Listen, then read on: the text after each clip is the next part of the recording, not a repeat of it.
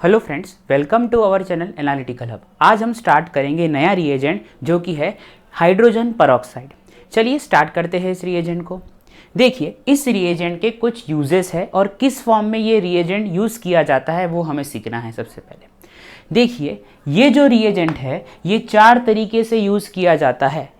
एक तो फेंटन्स रिएजेंट के साथ, अगर आपको रिएक्शन कंडीशन में हाइड्रोजन परऑक्साइड स्लैश आयरन +2 दिख जाए तो आप मान लीजिएगा ये फेंटन्स रिएजेंट है।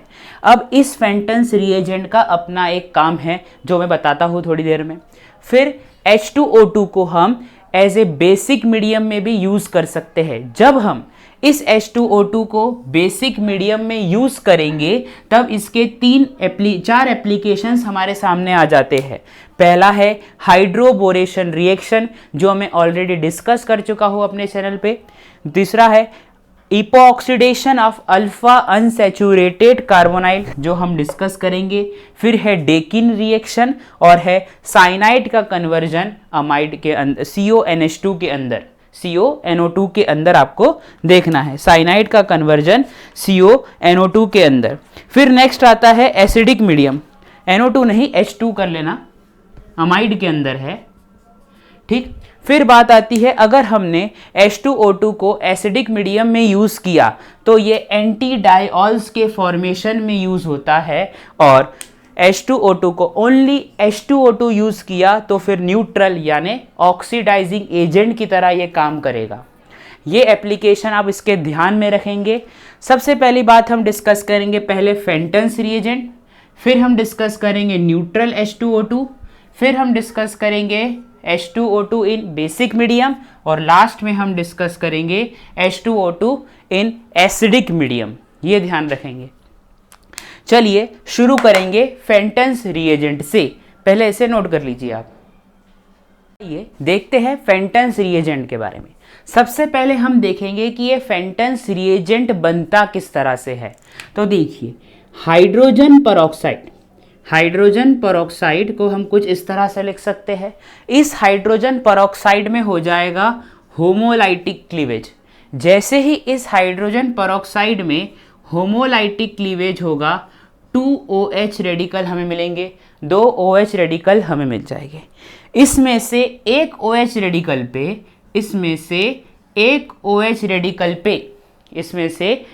OH रेडिकल पे आयरन अपना इलेक्ट्रॉन दे देगा, और OH रेडिकल OH माइनस में कन्वर्ट होगा और Fe2+ Fe3+ में कन्वर्ट हो जाएगा। ये ध्यान रखेंगे। तो ये रहा फेंटन्स रिएजेंट का पूरा प्रोसीजर कि ये इस तरह से काम करता है। अब इसका यूज क्या है? फेंटन्स रिएजेंट का हम यूज किस लिए करते हैं? तो फेंटन्स रिएजेंट का हम यूज करते हैं बेंजीन से फिनॉल के बनाने में। तो फर्स्ट बेंजीन टू फिनॉल, ये इसका पहला यूज है। अब ये किस तरह से यूज होगा वो भी देख लीजिए। देखिए,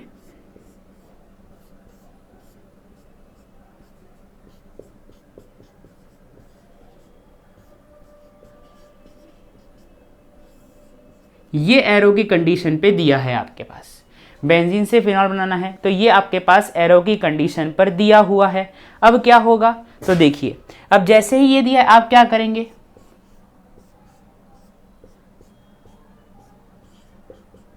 इस तरह से होता है। रही बात मैकेनिज्म की, तो इसका मैकेनिज्म हमारे लिए इतना इंपॉर्टेंट नहीं है। हमें बस इतना ध्यान रखना है कि जो बेंजीन है फेंटन रिएजेंट है, फिनॉल बनाना है। लेकिन ये बनता कैसे है फिर भी मैं आपको एक बार मैकेनिज्म बताऊंगा, लेकिन ये इतनी इंपॉर्टेंट इसकी मैकेनिज्म नहीं है, ना कहीं पूछी जाती है। ठीक है, चलिए मैकेनिज्म देखते हैं इसकी।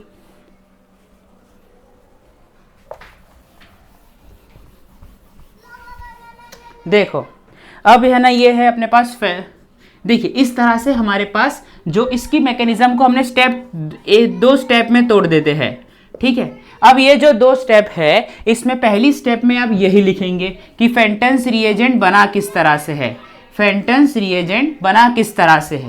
तो फेंटन्स रिएजेंट सबसे पहले इस तरह से ही बन रहा था, 2 OH रेडिकल, फिर इसी फेंटन्स रिएजेंट पे हम जब इलेक्ट्रॉन दे, आयरन अपना इलेक्ट्रॉन दे देगा तो ये OH रेडिकल, OH माइनस और Fe3+ ये बन जाएगा। ये रही स्टेप 1।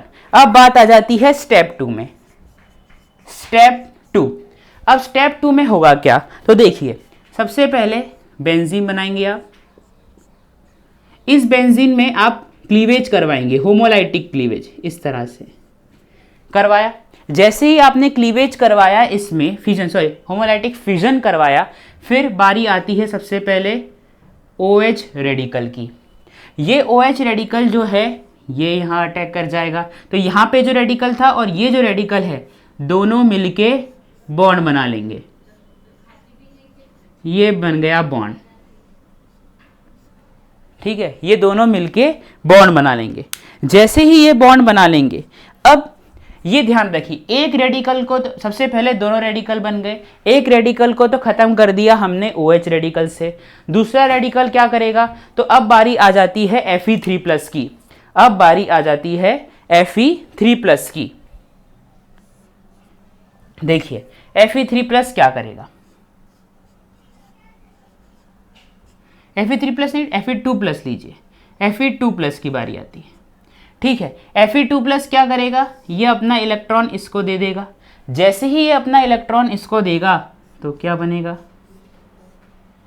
यहाँ OH है, यहाँ नेगेटिव चार्ज आएगा और इस तरह से आपके पास ये बन जाएगा। अब यहाँ पे है H, अब यहाँ पर है H। अब इस नेगेटिव चार्ज को कौन बैलेंस करेगा, इस नेगेटिव चार्ज को अगर हमें हटाना है तो ये हाइड्रोजन हट जाएगा यहाँ से और आपका फिनॉल रेडी। ये रहा आपका फिनॉल। तो इस तरह से बेंजीन से फिनॉल बनता है, किसमें, फेंटन्स रिएजेंट की प्रेजेंस में। नोट करेंगे।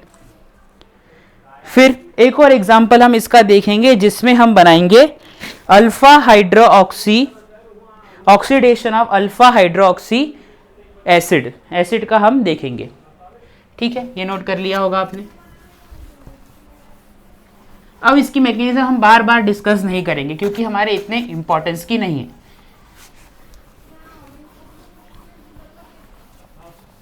देखिए क्या है, oxidation of alpha hydroxy acid, मैं लिख लीजिए आप heading, oxidation of alpha hydroxy acid, ठीक। अब ये अल्फा हाइड्रोक्सी एसिड किस तरह से होगा, RCH2OH, 1 2 3 4 COOH, ये है अल्फा हाइड्रोक्सी एसिड। अब इसी अल्फा हाइड्रोक्सी एसिड के अंदर हम Fe2+ H2O2 दे दे, फेंटन्स रिएजेंट दे दे, तो अल्कोहल का 2 डिग्री अल्कोहल कीटोन में कन्वर्ट हो जाएगा, अल्फा कीटो एसिड में कन्वर्ट हो जाएगा। इसे नोट करेंगे। तो ये रहे दो एप्लीकेशन किसके, फेंटन्स रिएजेंट के। फेंटन्स रिएजेंट बनाते हैं हम इस तरह से। फिर उसके दो एप्लीकेशन थे, बेंजीन से टोलुइन का, बेंजीन से फिनॉल का बनना और ऑक्सीडेशन ऑफ अल्फा हाइड्रोक्साइड से अल्फा कीटो एसिड का बनना। ये नोट करेंगे। फिर हम न्यूट्रल H2O2 की ओर चलेंगे। चलिए अब हम डिस्कस करेंगे न्यूट्रल H2O2 के बारे में। देखिए neutral H2O2 simply as a oxidising agent की तरह यूज होता है, ठीक, ये आप बात ध्यान रखेंगे। और यही न्यूट्रल H2O2 हमें कभी N ऑक्साइड बनाने में यूज होगा, सेलेनियम ऑक्साइड बनाने में यूज होगा और सल्फर ऑक्साइड बनाने में भी यूज होता है। न्यूट्रल H2O2, देखिए न्यूट्रल H2O2 क्या कहा मैंने, as a oxidising agent use होता है। तो देखिए अगर एसिड है आपके पास और आपने इसे H2O2 दिया तो ये पर एसिड में चेंज हो जाएगा, ये इस तरह से। अगर आपके पास N ऑक्साइड बनाना है अगर आपको N ऑक्साइड बनाना है, यहां पे H2O2 दिया तो ये बन जाएगा N ऑक्साइड में।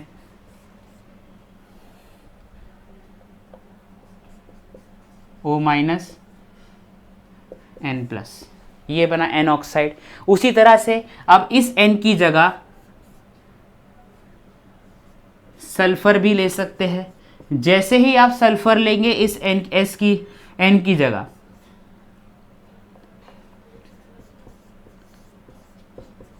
तो ये सल्फर ऑक्साइड बन जाएगा,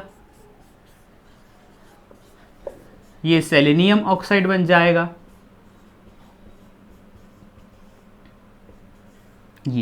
ये है N oxide, sulphur oxide, selenium oxide. तो neutral H2O2 as a oxidising agent use होता है और इनके फॉर्मेशन में भी ये यूज होता है। N ऑक्साइड, सल्फर ऑक्साइड और सेलेनियम ऑक्साइड, नोट करेंगे इसे। फिर नेक्स्ट इसका जो एप्लीकेशन है वो है अमाइन को नाइट्रो में कन्वर्ट करना, यानी अमाइन ग्रुप। हम जानते हैं जनरली कि अगर अमीनो ग्रुप का ऑक्सीडेशन होगा तो नाइट्रो में कन्वर्ट होगा, और नाइट्रो का जब रिडक्शन होगा तो वो अमीन में कन्वर्ट होगा। तो अमाइन का यहाँ पे ही मैं लिख देता हूँ, अमाइन का कन्वर्जन किस में होगा? अमाइन का कन्वर्जन होगा RNH2 दिया है आपके पास, और इस पे आपने सिर्फ सिंपली H2O2 दिखा, तो इस अमाइन को आप NO2 में चेंज कर देंगे, सिंपल।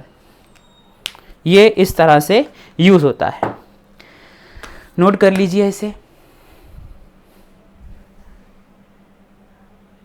अब हम देखेंगे हाइड्रोजन परऑक्साइड को बेसिक मीडियम में किस तरह से यूज करते हैं।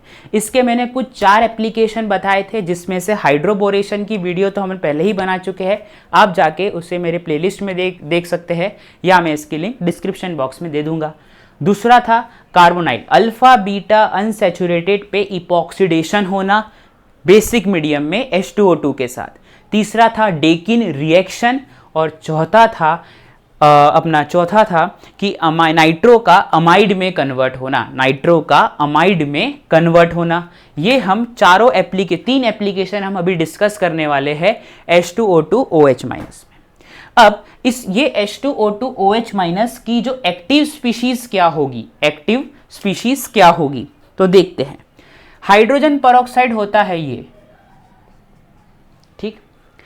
जब मैं इसके अंदर बेस दूंगा, बेस क्या है? न्यूक्लियोफाइल यानी नेगेटिव चार्ज है इसके ऊपर। अब कोई भी बेस क्या चाहेगा? उसे एसिडिक H मिल जाए, ठीक है। तो ये एसिडिक H इसे मिल गया, क्योंकि ये इस माइनस चार्ज ने इस ऑक्सीजन से जुड़े हुए हाइड्रोजन को ले लिया। जैसे ही लिया तो क्या बना? ये यहां से चला जाएगा। देखिए, ऑक्सीजन से जुड़े हाइड्रोजन को लिया, यहां पे आया नेगेटिव चार्ज प्लस H2O, ये बाहर हो गया। तो हमारे पास जो एक्टिव स्पीशीज होगी वो क्या होगा? HO minus. ये एक न्यूक्लियोफाइल की तरह काम करेगा, नोट करेंगे इसे, ठीक। अब हम पहला एप्लीकेशन पढ़ते हैं, जिसके अंदर हम सीखेंगे epoxidation of alpha beta unsaturated carbonyl.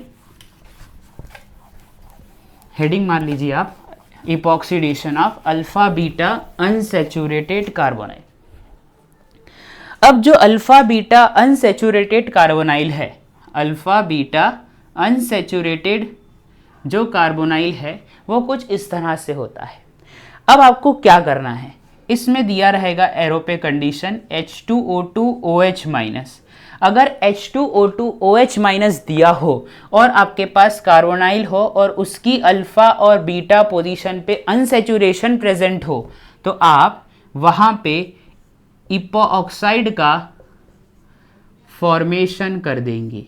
इस तरह से आप उस पे वहां जाके इपॉक्साइड का फॉर्मेशन कर देंगे। लेकिन अगर ऐसा हो जाए कि एक से ज़्यादा साइट हो अनसैचुरेशन की, अगर ऐसा हो जाए कि एक से ज़्यादा साइट हो जाए अनसैचुरेशन की, तब आप क्या करेंगे? देखिए, ये कार्बोनाइल है, इससे ये भी अल्फा है, ये भी अल्फा है, ये भी अल्फा है, ये भी अल्फा है, ये भी बीटा है, ये भी तो बीटा ही है, ठीक है, बात बराबर। तो आप इपॉक्सीडेशन कहाँ करेंगे? आप ईपो ऑक्सीडेशन कहाँ करेंगे? तो अगर ऐसी कोई कंडीशन आ जाए जिसमें एक से ज़्यादा अनसेचुरेशन साइट हो तो आप उस जगह ईपो ऑक्सीडेशन करेंगे जहाँ पे इलेक्ट्रॉन डेफिशिएंसी हो। तो देखिए यहाँ पे अल्काइल ग्रुप है, अल्काइल ग्रुप का plus are effect plus I effect plus H effect लग रहा है, ठीक है। अब इसके कारण ये इलेक्ट्रॉन डोनेटिंग स्पीशीज है, तो इस वाले पॉइंट पर कोई इलेक्ट्रॉन की कमी नहीं है क्योंकि मिथाइल ग्रुप अपना, अल्काइल ग्रुप अपना इलेक्ट्रॉन डोनेटिंग ग्रुप अपने इलेक्ट्रॉन डोनेटिंग पावर यूज कर रहा है। लेकिन यहाँ पे ऐसा कोई ग्रुप नहीं लगा, यहाँ अल्फा बीटा पे ऐसा कोई ग्रुप नहीं लगा है, इसलिए ये इलेक्ट्रॉन डेफिशिएंट साइट हुई और इलेक्ट्रॉन डेफिशिएंट साइट पर ही आप ईपो ऑक्सीडेशन करेंगे। इलेक्ट्रॉन डेफिशिएंट साइट पर ही आप ईपो ऑक्सीडेशन करेंगे। नोट करें इसे, ठीक। और एग्जांपल देखिए इसी वही, अगर आपके पास ये दिया होता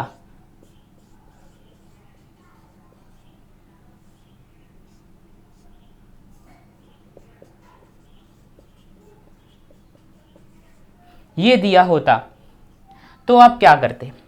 यहां पे देखिए ये जो ग्रुप लगा है COOMe, ये एक इलेक्ट्रॉन विदड्रॉइंग ग्रुप है, यानी इस अल्फा बीटा या इस वाली जगह पे, ये जगह पे इलेक्ट्रॉन डेफिशिएंसी है, तो आप ईपो ऑक्सीडेशन भी वही करेंगे जहां डेफिशिएंसी हो इलेक्ट्रॉन की। नोट कर लीजिए इसे।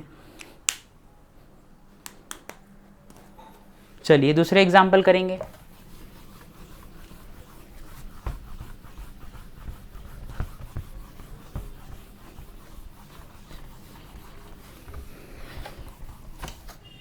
अब जो दूसरा एग्जाम्पल है वो क्या है, देखिए आपके पास ये बेंजीन रिंग दी हुई है, यहां पे डबल बॉन्ड O, ये दिया है आपके पास, ठीक है। और यहां आपको H2O2 OH माइनस दिया है, तो आप किस तरह से अटैक कराएंगे? देखिए मैं एक बात आपको बोलूंगा कि जब भी आपके पास 6 मेंबर साइक्लिंग रिंग है ना, तो आप इसका चेयर फॉर्म बना ले। जैसे ही आप इसका चेयर फॉर्म बना लेंगे, वहां से नंबर 1 2 3 4 5 6 कर लिया आपने। अब स्टीरियो के लिए ज़्यादा आसानी होगी। अब फर्स्ट पोजीशन पे मिथाइल है, तो मैंने यहाँ 1 2 3 4 5 6 बना लिया। फर्स्ट पोजीशन पे कौन है? मिथाइल है, फर्स्ट पोजीशन पे मिथाइल है। सेकेंड पोजीशन पे कौन है? डबल बॉन्ड O है, सेकेंड पोजीशन पे कौन है? डबल बॉन्ड O है। और फोर्थ पोजीशन पे एक बल्की ग्रुप जुड़ा है, और हम ये सब जानते हैं कि बल्की ग्रुप हमेशा इक्विटोरियल पे ही रहना प्रेजेंट करता है।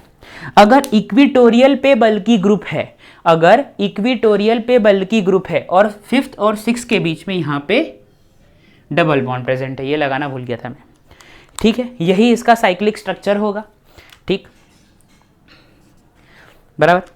अब इक्विटोरियल पे बल्की ग्रुप है तो मैं अटैक कहां से कराऊं? इक्विटोरियल पे बल्की ग्रुप है तो मैं अटैक कहां से कराऊंगा? एक्सियल से, जैसे जिसकी वजह से रिपल्शन कम से कम हो। अब रिपल्शन कम से कम होगा तो मैं ईपो ऑक्सीडेशन एक्सियल पोजीशन पे बनाऊंगा, ईपो ऑक्साइड हम एक्सियल पोजीशन पे करूंगा, ठीक है। ये रहा फिफ्थ और सिक्स पोजीशन। अब ये इक्विटोरियल है, ये एक्सियल है, ये लो, ये इस तरह से। अब ये एक रफ है, ये रफ तरीके से मैंने बनाया है। अब मैं अगर इसे इस फॉर्म में लाऊं तो स्टीरियो किस तरह से लगाऊंगा?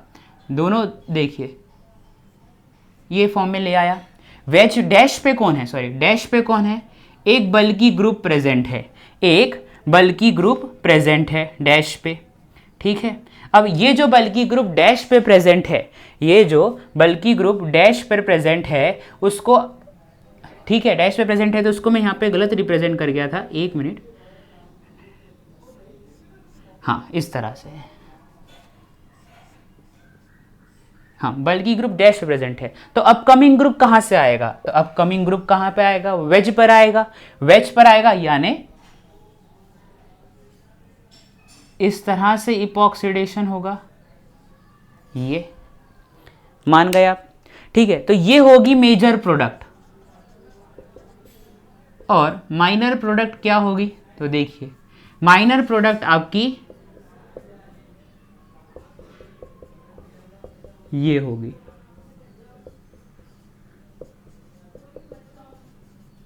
ठीक, ये नोट करेंगे। अब हम कुछ ऐसे क्वेश्चन करेंगे जो कहीं ना कहीं एग्जाम में पूछे गए हैं। मैं आपके सामने क्वेश्चन लिखूंगा, उससे हम देखते हैं किस तरह से सॉल्व करेंगे। मैं ऑप्शंस नहीं लिखूंगा क्योंकि ऑप्शन पे डायरेक्ट ना अप्रोच करते हुए क्वेश्चन बनाते हुए देखेंगे कि स्टेप हमें आ रहा है कि नहीं आ रहा है। देखते हैं, चलिए।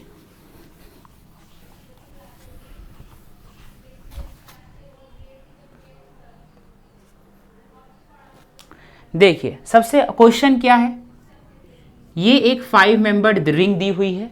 5 मेंबर्ड रिंग दी हुई है, यहाँ पे अनसेचुरेशन है, इस तरह से कोई बॉन्ड प्रेजेंट है, और यह डबल बॉन्ड O है।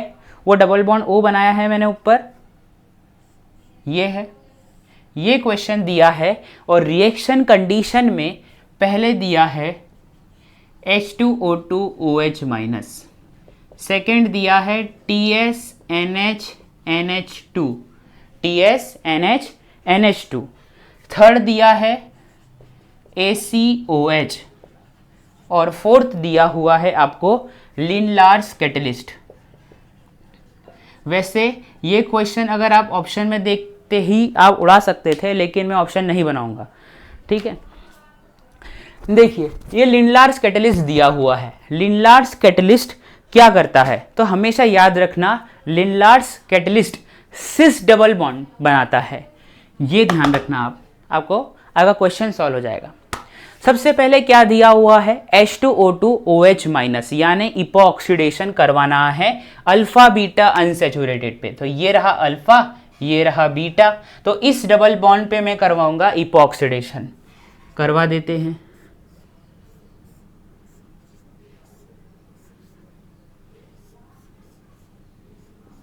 हो गया इपॉक्सीडेशन। ये फर्स्ट वाला, इसमें रिएजेंट यूज किया था मैंने H2O2 OH माइनस। फिर बात आ जाती है टोसाइल हाइड्राजोन की, TSNH NH2 की बात आती है। TSNH NH2, ठीक है। हमने 12th क्लास में ही हमने अल्डिहाइड वाली केमिस्ट्री में पढ़ा था कि अगर आपके पास कोई कार्बोनाइल ग्रुप हो और उसकी reaction NH2OH, NH2 single bond NH2, semi carbazide etcetera etcetera इनके साथ हो जाए तो वाटर मॉलिक्यूल निकल जाता है। वाटर मॉलिक्यूल यानी ये जो H2O है ये निकल जाएगा, और यह double bond N single bond NH2 बचेगा, ये हो जाएगा। यही हम सीखे थे, तो यहाँ पे भी तो वही है TSNH NH2। तो देखिए TSNH NH2 ने किस तरह से वर्क किया है यहाँ पे, वो देखिए। NH2 NH2 था, इसका एक H हटा के मैंने TS ही तो लिखा है। अब ये दो हाइड्रोजन और ये ऑक्सीजन निकल के पानी बाहर निकाल लेंगे, निकल गया वाटर बाहर।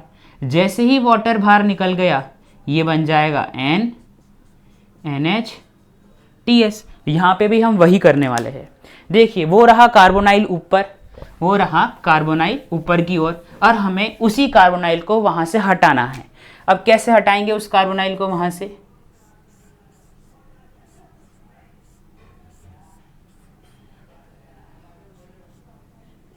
N double bond N single bond NH TS, यही बना। ठीक है, अब थर्ड जो हमें रिएजेंट दिया है वो दिया है ACOH, यानी ACOH को हम क्या लिखते हैं? CH3 COO negative H positive, इसी तरह से लिखेंगे हम हमें इसी को हमें। ठीक है, इसमें ये जो नेगेटिव वाला पोर्शन है वो एक न्यूक्लियोफाइल है और ये एक इलेक्ट्रोफाइल की तरह काम कर रहा है। दिख रहा है कि नहीं है? हाँ दिख रहा है, ठीक है। तो CH3COO माइनस एक न्यूक्लियोफाइल यानी बेस की तरह काम कर रहा है, H प्लस इलेक्ट्रोफाइल यानी एसिड की तरह काम कर रहा है। तो देखिए ये जो बेस है ना, ये जो बेस, ये न्यूक्लियोफाइल, ये नाइट्रोजन से जुड़ा हुआ हाइड्रोजन को लेके चला जाएगा क्योंकि वही एसिडिक H है, और ये जो इलेक्ट्रोफाइल है यानी जो H प्लस है वो इस ऑक्सीजन पे आके जुड़ेगा, इस ऑक्सीजन पे आके जुड़ेगा। तो देखिए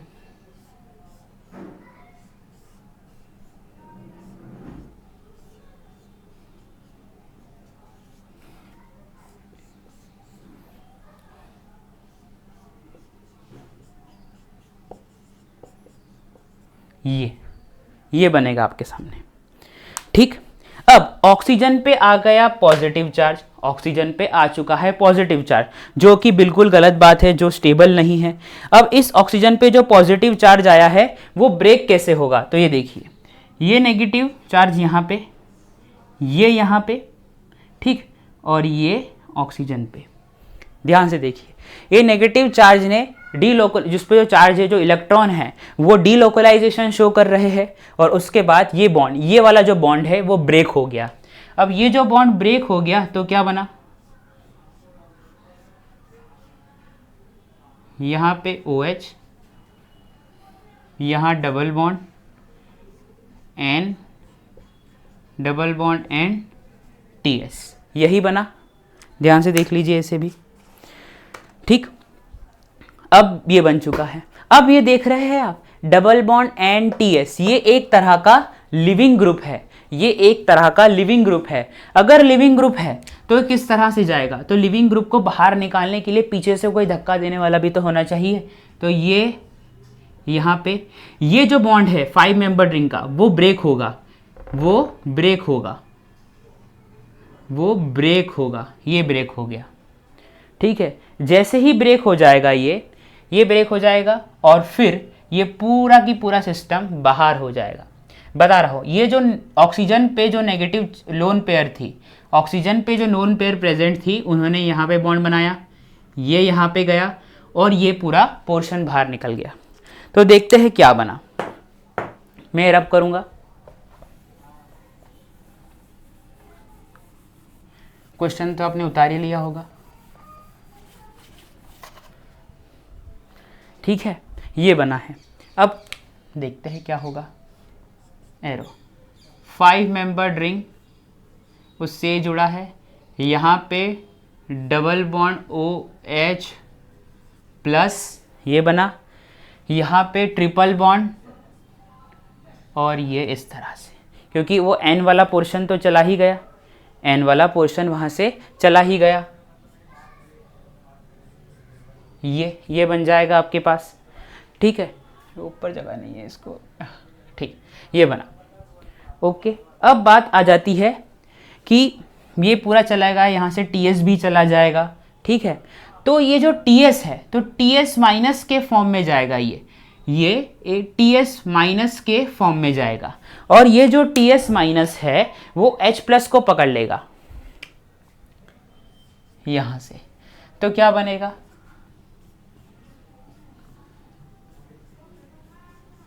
ये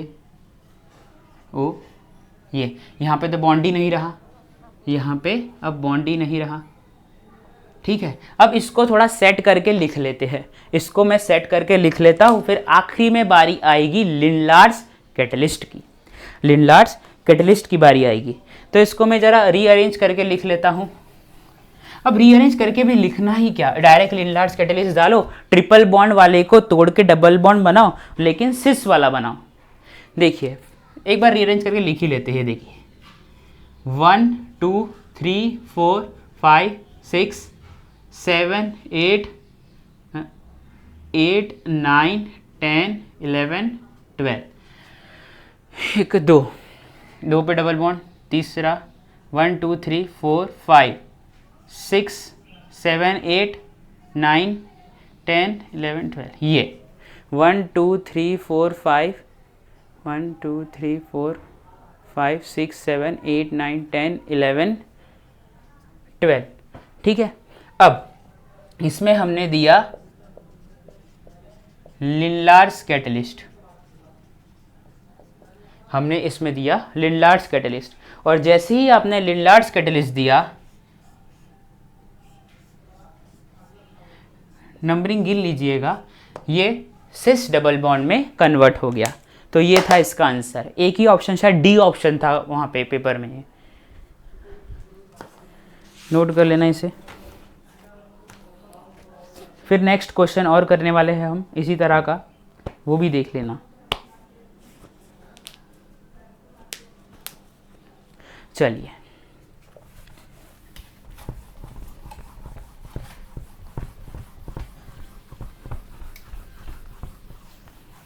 आई होप आपको ये क्वेश्चन समझ में आया होगा।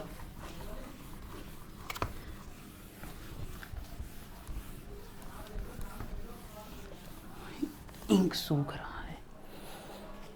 चलिए, अब हम देखते हैं ये वाला क्वेश्चन।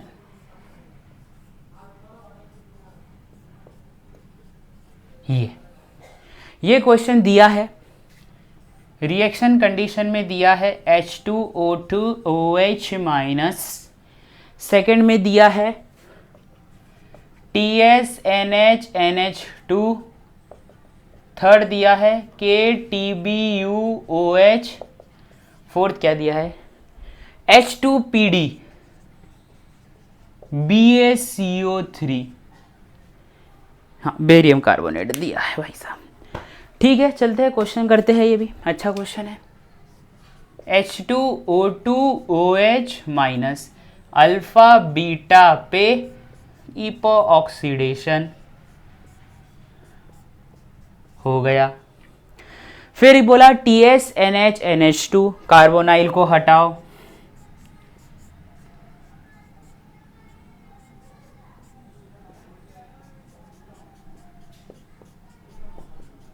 यहां तक तो समझ में आ ही गया।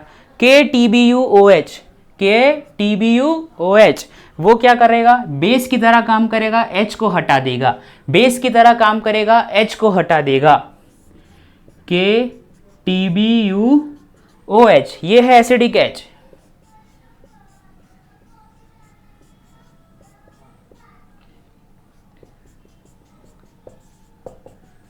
ये फिर ये जो नेगेटिव चार्ज है डीलोकलाइजेशन शो करेगा, ये जो नेगेटिव चार्ज है ये डीलोकलाइजेशन शो करेगा, यहाँ पे इस इपॉक्सीडेशन वाले बॉन्ड को तोड़ देगा। चलो तोड़ देते हैं, क्या ही दिक्कत है।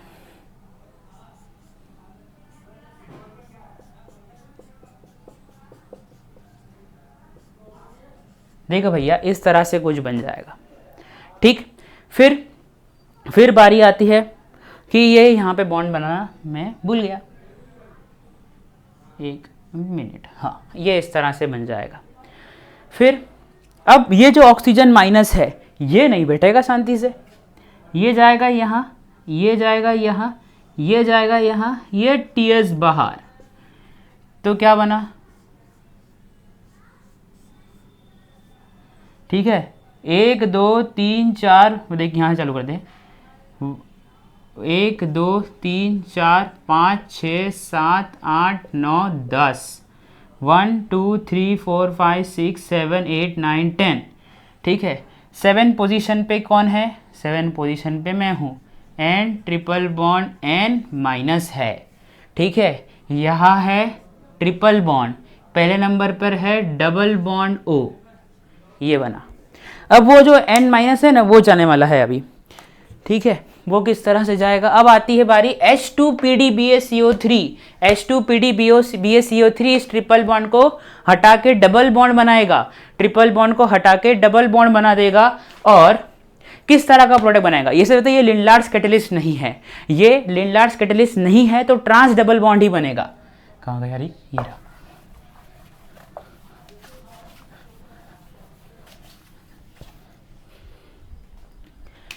देखो अब किस तरह से होगा, अरे ऊपर कहाँ जा रहा है, इधर आ जा, ठीक है। क्या है H2PdBaCO3, ठीक है। अब हमें पता है कि नाइट्रोजन गैस है, जाएगी बाहर, गई बाहर नाइट्रोजन गई बाहर, और फिर यहाँ पे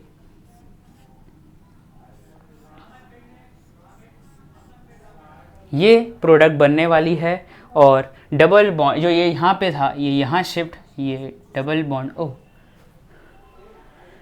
कुछ कमी रह गई का, हाँ गलत जगह बना देते हैं हम बार बार, यहाँ आएगा, ठीक, नोट कर लेंगे, इस तरह का प्रोडक्ट बनेगा, ठीक है, क्योंकि यहाँ पे इस 2 कार्बन को हम गिने नहीं हैं, ठीक है, तो वो डबल बॉन्ड यहाँ शिफ्ट हो गया है, ध्यान रखेंगे इस बात का आप। तो सिस डबल बॉन्ड बना है हमारे पास। अब लास्ट एप्लीकेशन आती है H2O2OH- की, जो कि है डेकिन रिएक्शन। अब डेकिन रिएक्शन में क्या होता है वो देखना है। तो डेकिन रिएक्शन के अंदर हम मैकेनिज्म नहीं देखेंगे। डेकिन रिएक्शन में आप एक बात ध्यान रखेंगे कि जो कार्बोनाइल कंपाउंड होता है उसका रिडक्शन हो जाता है अल्कोहल में। कार्बोनाइल कंपाउंड का रिडक्शन होता है, जैसे अल्डिहाइड है तो वो रिड्यूस हो जाएगा किस में, अल्कोहल में। देखते हैं कैसे, हेडिंग मारेंगे डेकिन रिएक्शन।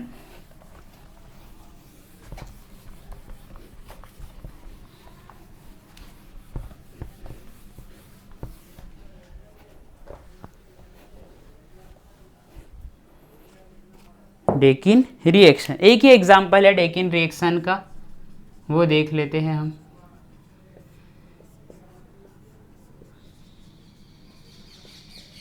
ये दिया है और आपके पास H2O2OH- दिया हो, ये CHO को हटा देना, यहाँ OH कर देना, ये हो गया डेकिन रिएक्शन। ज़्यादा कुछ है नहीं इसमें। और एक लास्ट मैंने बताया था कि साइनाइड का कन्वर्जन हो जाता है किसके अंदर, साइनाइड का कन्वर्जन किसके अंदर हो जाएगा,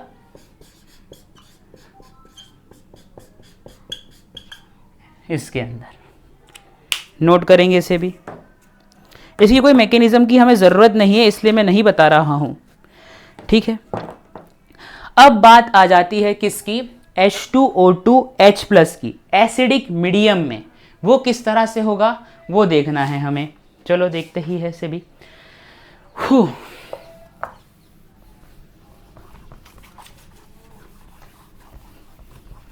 बहुत गर्मी है।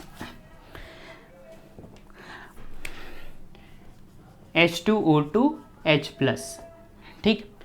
अब देखिए H2O2 तो होता है ये, इसमें मैं H+ दे दूंगा तो ये बन जाएगा, ये बन जाएगा इस तरह से।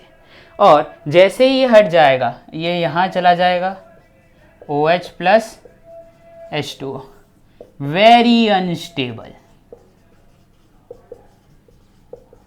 Very unstable.